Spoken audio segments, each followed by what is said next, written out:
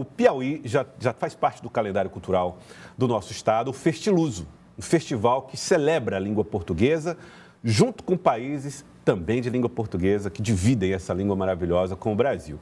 E o Festiluso, esse ano, traz uma atração que eu considero importantíssima para a literatura brasileira, especialmente a nordestina, que é o poeta Lirinha, que está aqui com a gente, ele que é compositor, poeta, e está trazendo para o Piauí o Poesia Eletrônica, uma performance poético-musical dentro da programação do Festiluso, que é o Festival de Teatro Lusófono.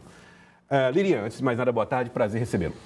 Boa tarde, Joelson. Um prazer estar aqui no teu programa. Feliz também de estar em Teresina. O prazer é todo meu. Quando se fala muito de Festiluso, a gente faz conexões com artistas como Mia Couto, né, que é o festival que traz todos esses influentes escritores da língua portuguesa. Mas quando falaram da sua presença, eu tive assim, uma sensação de que era a literatura nordestina que estava sendo homenageada no centro também desse festival lusófono.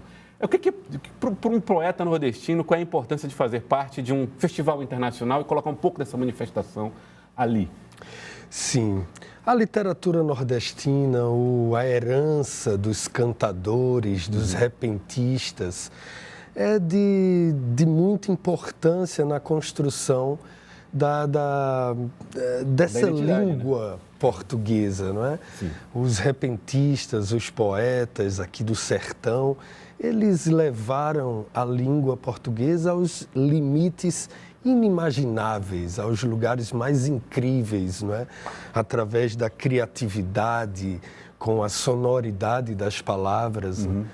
Esse é o sentido do trabalho que eu trago para o festival. Quando você fala sobre isso, você levou a lugares inimagináveis do ponto de vista geográfico, porque através de cordéis a gente fez viagens encantadoras por cantos diversos do mundo, né?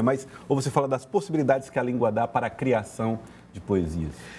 A poesia feita no Nordeste, principalmente a herança da oralidade, ela é única no mundo, né?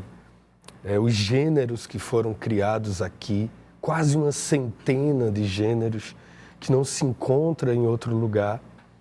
Então, a língua portuguesa, ela ganha essa característica de muita potência a partir dessa poesia que está na memória do povo, não é? Sim. É uma poesia que não foi escrita exatamente. Ela vive e ela corre o mundo através da memória, das sensações, das emoções, principalmente dessa população do interior, essa população sertaneja.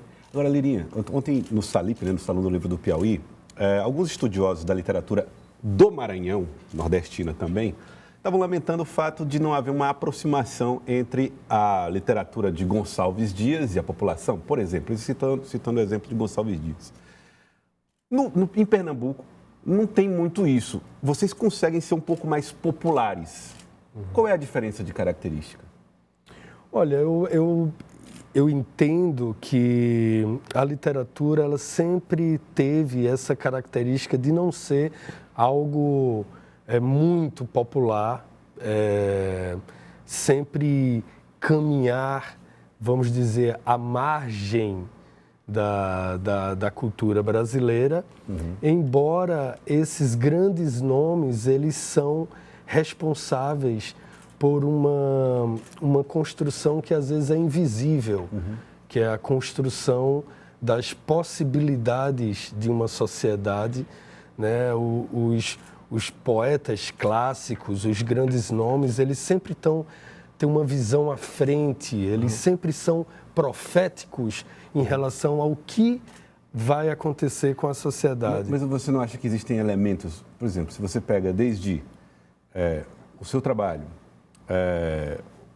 Mangue Beat, o próprio Luiz Gonzaga e Exu e outros artistas, você não consegue se aproximar um pouco mais a poesia do pernambucano do que os outros estados do Nordeste? O cordel, como influência, foi melhor captado por Pernambuco?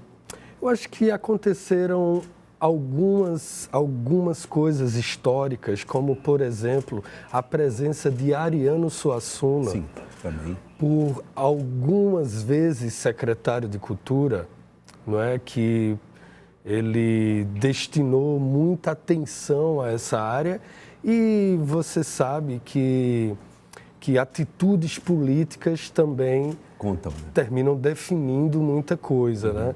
Então, tem uma presença... E a característica cosmopolita de Recife, como capital de Pernambuco, ali na relação com João Cabral de Melo Neto, né?